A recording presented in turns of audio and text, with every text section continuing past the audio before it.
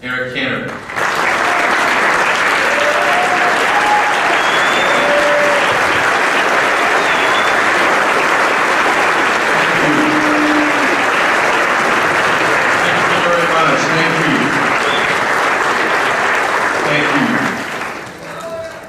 It's great to be here. Great to be here, Bob, in the 6th District.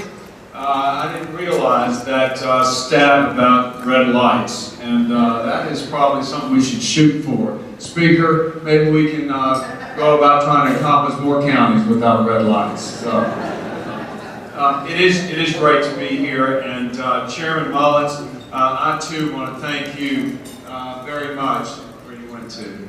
Very much for your incredible leadership of this party and for all you do for us. I also want to thank my chairman of the 7th District, who does an extraordinary job leading our party there, Linwood Cobb. Thank you very much.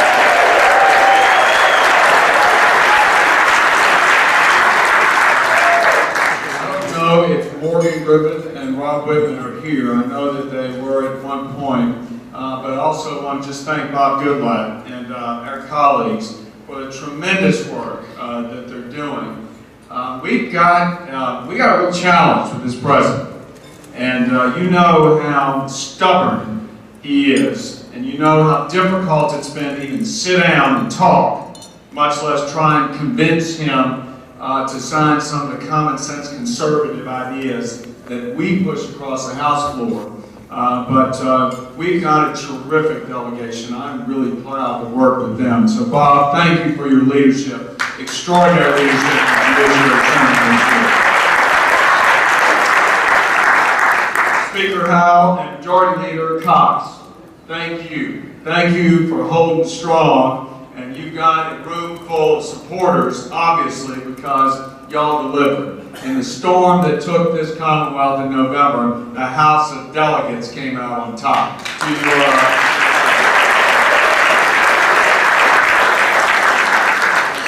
I also want to say that we all owe a debt of gratitude to our statewide nominees.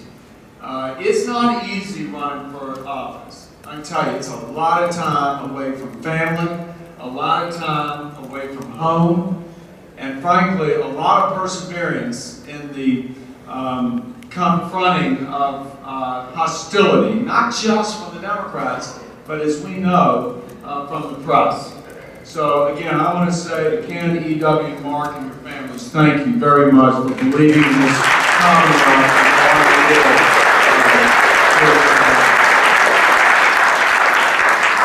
and also, I know that Mark Overshan will be here later, and I also want to say we need to stand by Mark and his family through this weekend. Because I know when that weekend is done, Mark Overshan is going to make a great Attorney General of Virginia.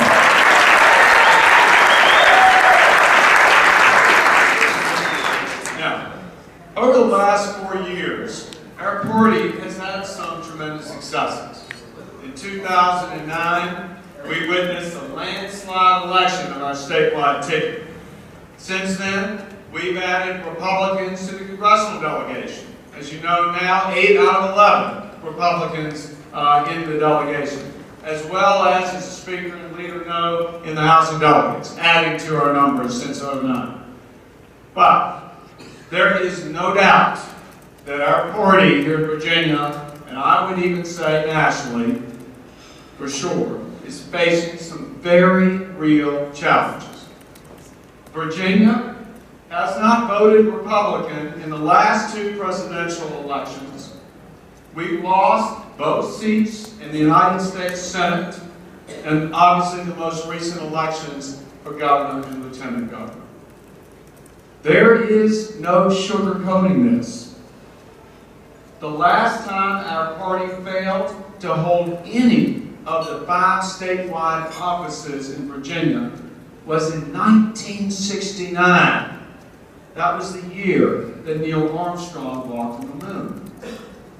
So these recent defeats, I know, have inflamed a lot of tension. And as a result, we've been witnessing a lot of finger pointing and a lot of blame and feelings of resentment. Now we've got to commit to ending that. That kind of stuff doesn't work. It doesn't win elections. It doesn't push the conservative cause forward. So in my view, we've got to take away two things from the past few years.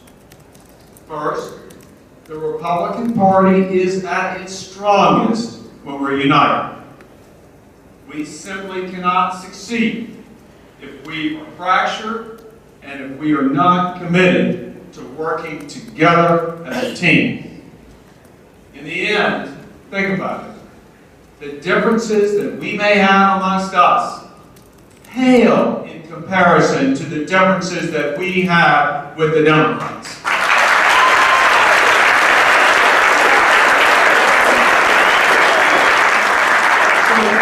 So, simple. We need to be focused on dividing the Democrats, not dividing each other.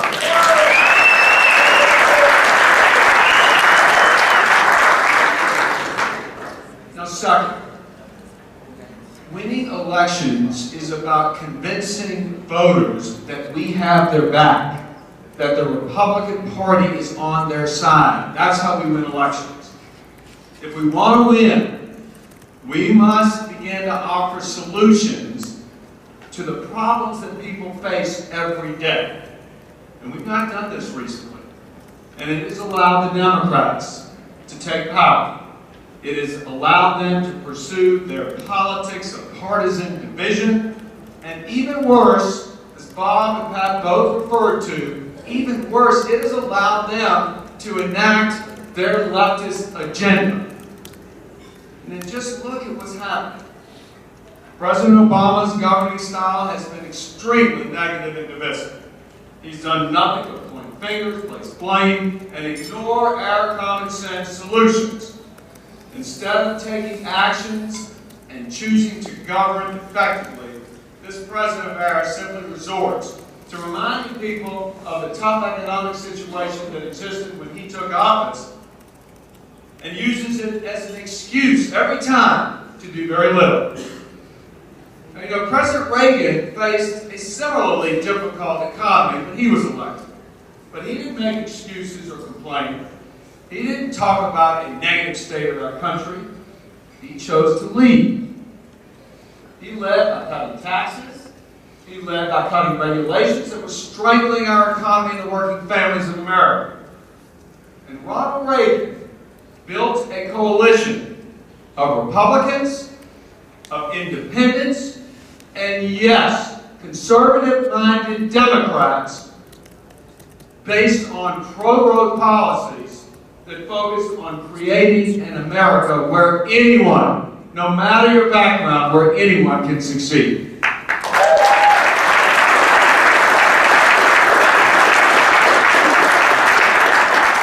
obviously, this president today is taking a completely opposite approach and has been leading our country in a direction of division and dysfunction. He's grown the national debt. He's grown the number of powerful bureaucrats in Washington, as well as growing the number of people, unfortunately, who now have become dependent on the federal government. And like most Democrats, Barack Obama believes and trusts in government over people. His actions defy straight up his rhetoric of hope and change, and have denied any real chance of economic recovery to help the very people that he claims to want to help. Now, this is the direct result of our not winning elections. When our party's not united, and when we fail to offer a plan that connects with people and the problems that they're having, we lose at the ballot box. And when we lose at the ballot box, higher taxes win, job-killing regulations win, big government wins. When we lose at the ballot box, we get policies like Obamacare, which, as Bob said, and anyone can see, is an utter disaster for our country. Businesses are cutting working hours and wages just to stay afloat. Higher health care costs are making paychecks smaller for America's hardworking families. The law is supposed to make it easier, but in fact, This law is making it harder just for families to get by in many instances. So to be perfectly blunt, Obamacare is, in my opinion, the greatest attack on the working middle class of America this country has ever seen.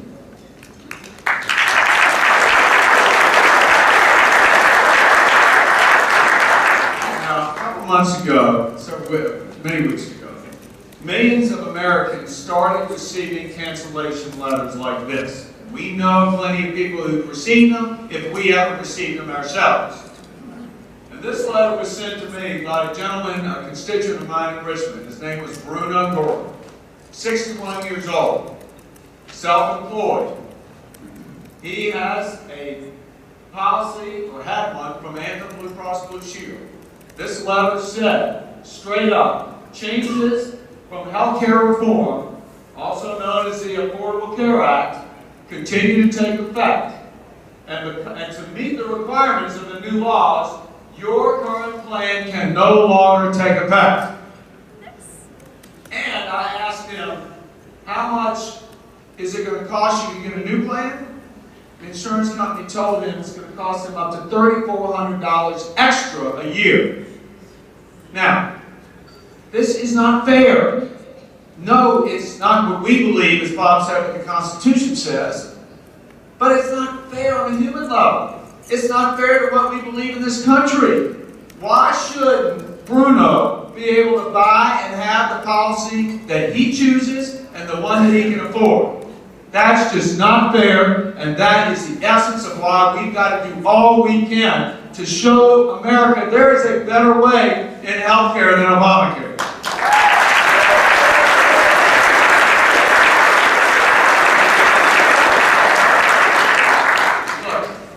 The President broke a major promise. He broke a major promise. He knows it. Because he, a couple of weeks ago, said he had to pedal backwards a little bit, admitting that if insurers could offer a plan, that people could keep it. But you know, there are millions of Americans right now facing Bruno's problems. Now, how can we prevent this kind of policy from occurring in the future? The answer? It's simple. We got to win elections. And we've got to start by showing the voters of this state that our conservative principles offer the solutions to the problems. You know, millions of Americans have now come to realize they've been misled by this president. Democrats are starting to understand they've been misled by this president. But unfortunately, we're all waking up to that a little bit too late because of this.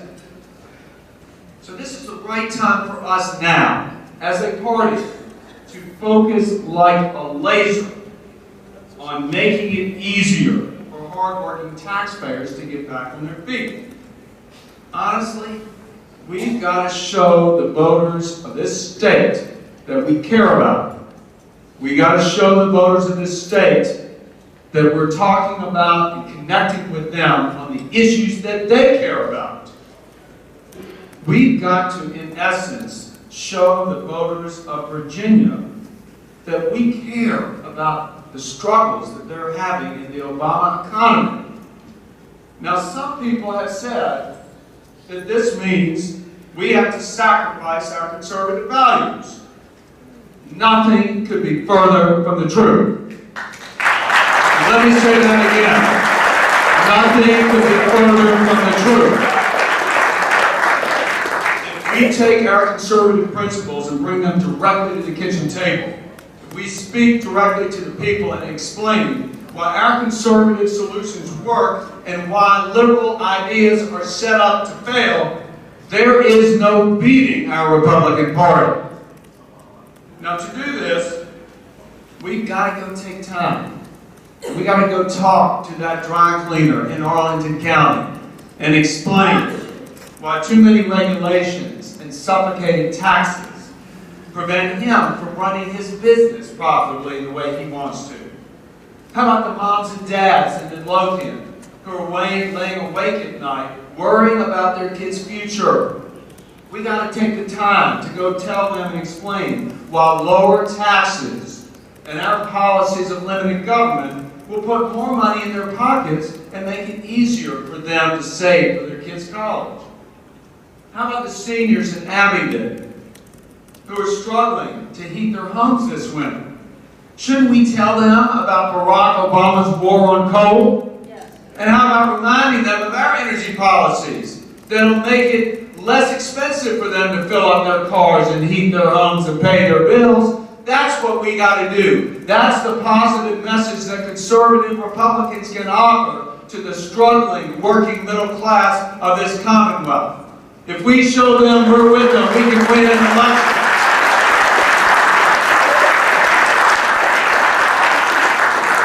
We got a built-in advantage because conservative solutions actually work.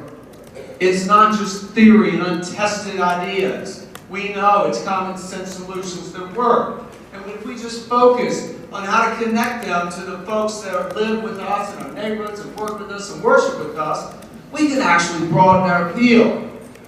We can begin to offer answers to everybody, not just conservatives like us, but offering solutions and answers to independents. And yes, those disaffected Democrats who feel they've been betrayed by their party and its president. Now, like Pat Mullins said, we got to get back to growing this party. If we do this, we can grow this party again.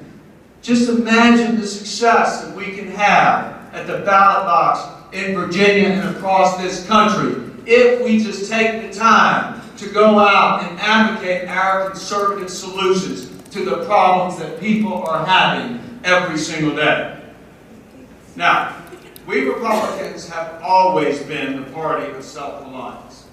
That's why every one of us believes in the idea in America that if you work hard, you play by the rules, you get ahead.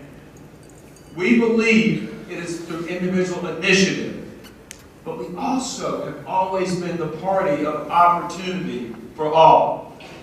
But in order to have opportunity, you got to start with a good education. So that means to me, the Republican Party should be the education party, period.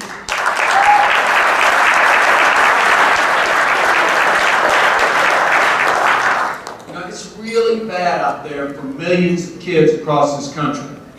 You know, if you look at the statistics, nearly a quarter of the kids that go to high school do not graduate on time nationwide. And if you take the ones in our bigger cities across the country, it's half of the kids in the high school that don't.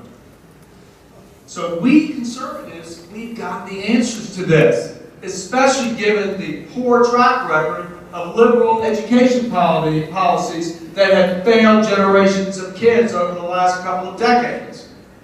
You know, on a recent trip to Louisiana, I went to New Orleans, and I visited a Catholic school that was benefiting from Governor Jindal's Education Opportunity Program, otherwise known as the Voucher Program.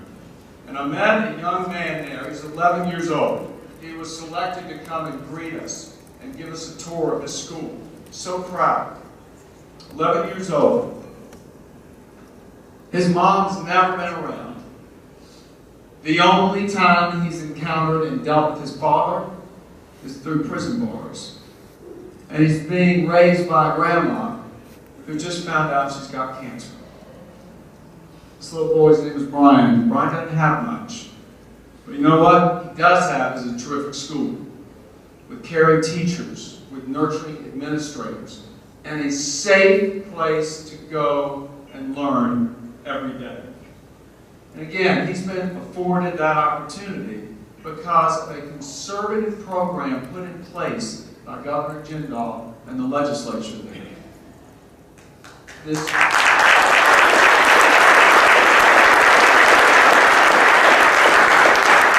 program is very simple. It's a voucher program that allows kids below the poverty line to apply for funds so that they can attend a better school, plain and simple. And Brian, I saw it. He's thriving. From a kid with a background like that, growing up every single day, wondering whether there was going to be a meal on the table at all. He's actually got a vision and a plan to go to college because he's got big dreams. He's got big dreams because of a conservative program that was put in place because conservative Republicans there got elected. Now, unfortunately, his scholarship is under threat because the Attorney General Eric Holder at the Justice Department has taken this program to court, claiming that it impedes upon the progress made through desegregation. This blatant attempt to stop a successful program like this is nothing more than a political payback to the teachers' unions who see school choice as a threat to their power.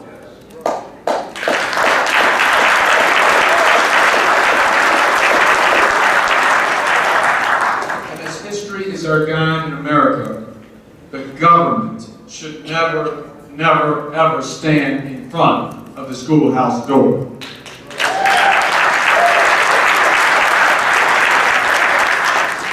Ryan tells us a story about America, of the land of opportunity. He is testament to how we, as conservatives, if elected, can make America a land of opportunity for all and can ensure that government doesn't get in the way. And we need to fight for kids like Brian because the Democrats have shown that they're just not willing to. So look, our solutions work because we understand some very basic truths as conservative Republicans. We believe in government if necessary, but not necessarily government, because we understand that too much government can crowd out innovation and initiative and hurt private sector growth. We understand that lower taxes will allow more hard-working middle-class families to keep more of their money and spend it more wisely. We understand that a strong, good education can give everyone a fair shot at success. And we know that the best way to fight poverty in America is not with a government handout, but with a good-paying job.